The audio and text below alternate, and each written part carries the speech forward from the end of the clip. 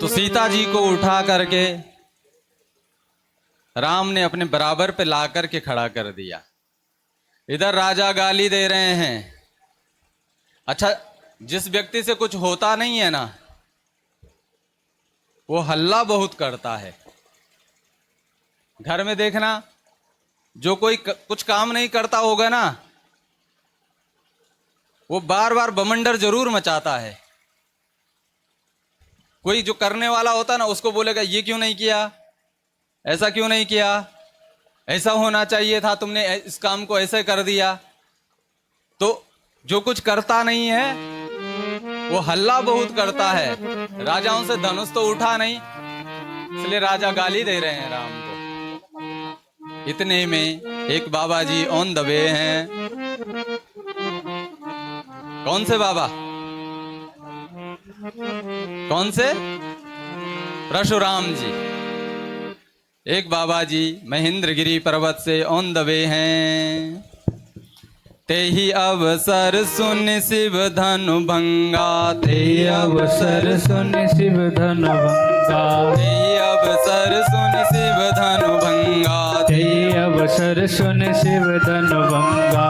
आयो मृगकुल कमल पतंगा, आयो मृगकुल कमल पतंगा, आयो मृगकुल कमल पतंगा, आयो मृगकुल कमल पतंगा। देखि महीप सकल सकुचाने, देखि महीप सकल सकुचाने, देखि महीप सकल सकुचाने, देखि महीप सकल सकुचाने। बाग झपट जनु लवा लुकाने, बाज झपट सन लवा दुकाने, बाग झपट जनु लवा लुकाने, बाज झपट जनु लवा लुकाने।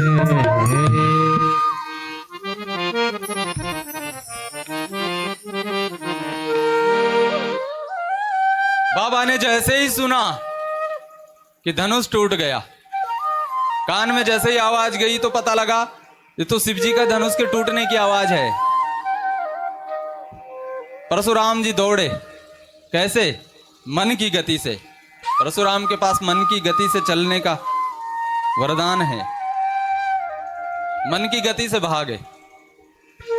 बाग झपट जनु लवा लुकानी, आयो हूं भृगुकुल कमल पतंगा।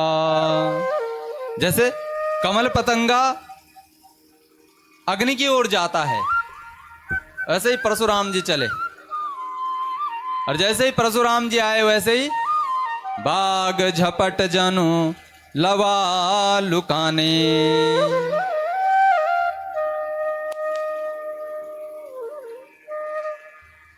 सारे राजा परशुराम जी को देख करके छिप गए, लाइनबद्ध खड़े हो गए, किनारे खड़े हो गए सब। परशुराम जी बोले, जनक, ये तेरी सभा में इतने राजा क्या कर रहे हैं? ये इतने क्षत्रिय यहाँ कैसे इकट्ठे हो गए?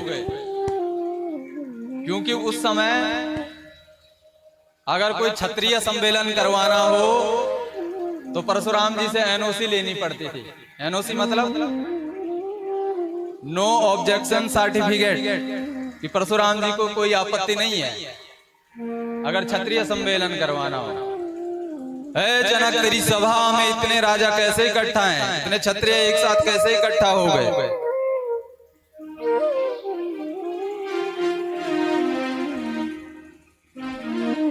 राजा बेचारे डर के मारे थरथरा रहे हैं, कांप रहे हैं। ये लाइन में खड़े हैं, एक एक करके आगे आ रहे हैं। परशुराम जी को कह रहे हैं कि हम काशी नरेश के बेटे फला फला आपको प्रणाम करते हैं।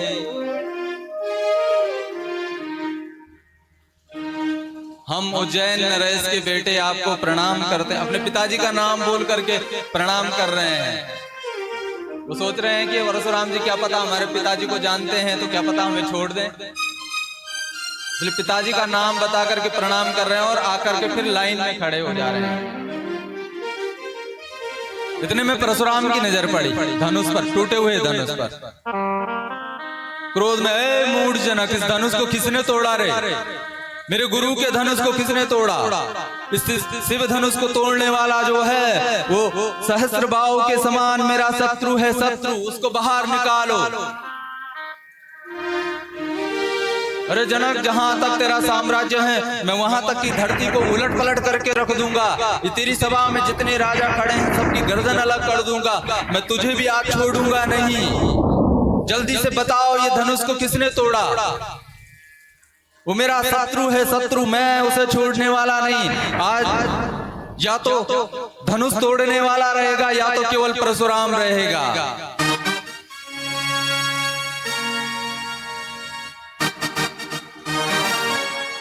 राम जी ने सुना बाबा जी क्रोध में हैं।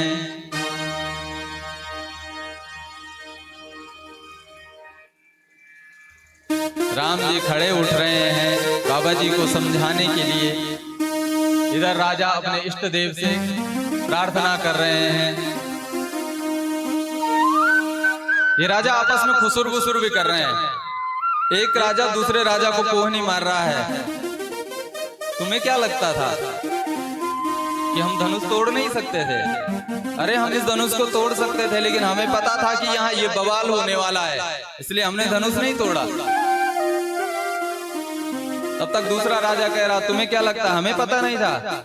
हमें पता था कि इधर कोई ना कोई जरूर आएगा धनुष टूटने पर, इसलिए हमने धनुष को उठाया नहीं।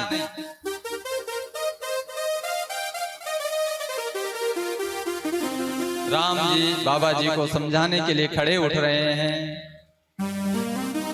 नाथ संबोधनो भंज निहारा। नाथ संबोधनो भंज निहारा। नाथ संबोधनो भंज निहारा। नाथ संबोधनो भंज निहारा।